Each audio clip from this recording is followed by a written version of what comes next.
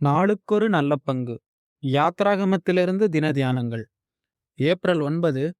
யாத்ராகமம் 1ஆம் அதிகாரம் 9 முதல் 14 வரை உள்ள வசனங்கள். உபத்திரவத்தின் ஊடான வளர்ச்சி. நாம் அவர்களை குறித்து ஒரு உபாயம் பண்ண வேண்டும். வசனம் 10. இஸ்ரவேல் மக்களை குறித்து யோசேப்பை அறியாத எகிப்திய அரசனின் உள்ளத்தில் தோன்றிய முதல் காரியம் பயம்.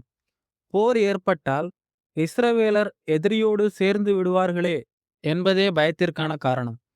பெரிய இராணுவம், எண்ணற்ற போர் ரதங்கள், பல வகையான ஆயுதங்கள் அவர்களிடத்தில் இருந்தும் இவற்றின் மேல் அவர்களுக்கு நம்பிக்கை இல்லை. தங்களது பலவீனம், அவநம்பிக்கை, பயம் போன்றவற்றை மறைப்பதற்காக இஸ்ரவேலரை பலவீனப்படுத்த முயற்சிக்கிறார்கள். இன்றைய காலகட்டத்திலும் கிறிஸ்தவர்களை குறித்த பார்வை இவ்வாறாகவே உள்ளன. 1 தீமோத்தேயு 2ஆம் அதிகாரம் 2ஆம் வசனத்தில் வாசிக்கிறது போல, தங்களை ஆளும் அரசர் எவ்வளவு பெரிய சர்வாதியாக இருந்தாலும் அவருக்காகவும் ஜெபிக்கும்படி தங்கள் தேவனால் கேட்டுக்கொள்ளப்பட்டவர்களே இந்த கிறிஸ்தவர்கள் என்பதை இந்த உலகம் புரிந்து கொள்ள தவறிவிடுகிறது. தங்கள் குறையை மறைப்பதற்காக உபாயம் பண்ணி பிறர் மீது பொய்யாய் குற்றம் சாட்டுவது, பழி போடுவது கிறிஸ்தவ சகோதரர்களிடத்திலும் காணப்படுவது துக்கமான காரியம். இஸ்ரவேல் மக்களை அடிமைப்படுத்துவதற்காக எகிப்தியர் தீட்டிய உபாயங்கள் யாவை?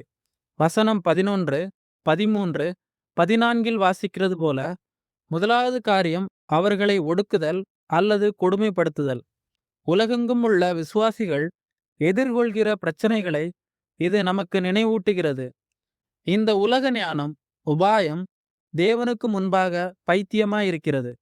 தங்களது உபாயத்தால் எவ்வளவு ஒடுக்கினார்களோ அவர்கள் முன்பை காட்டிலும் பலுகி பெருகினார்கள். இது எகிப்தியர்களுக்கு அதிர்ச்சியை கொடுத்தது. அவர்களது உபாயம் எடுபடவில்லை.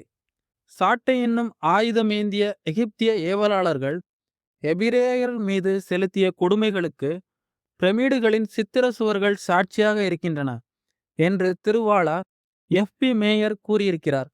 கட்டட வேலையோ விவசாய வேலையோ எதுவாயினும் எபிரேயர் கடினமாக உழைக்கும்படி வற்புறுத்தப்பட்டனர். இயலாதவர்கள் துன்புறுத்தப்பட்டனர்.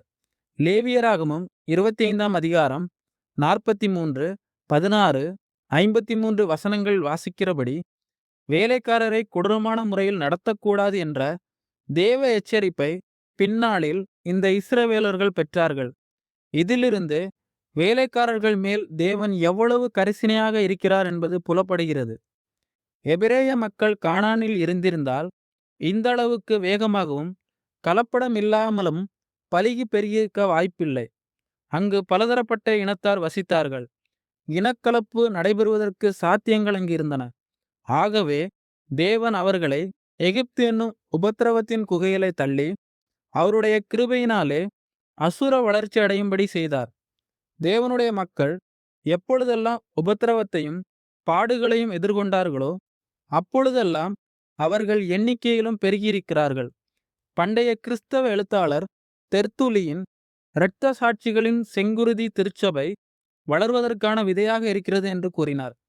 கடலின் அலைகளும் சுழல்களும் அதிகமாக இருக்கும்போதே கப்பல் வேகமெடுப்பது போல கிறிஸ்தவமும் இருக்கிறது. உபத்திரவத்தின் நடுவிலும் கர்த்தர் நம்மை கண்ணின் மணியைப் போல பாதுகாக்கிறார். ஆண்டவரே, எங்களுக்கு நேரிடுகிற பாடுகளை தாங்கிக் கொண்டு பொறுமையை கடைபிடித்து சோதனையின் ஊடாக நாங்கள் வளர்ச்சியடைய உதவி செய்யும். ஆமென்.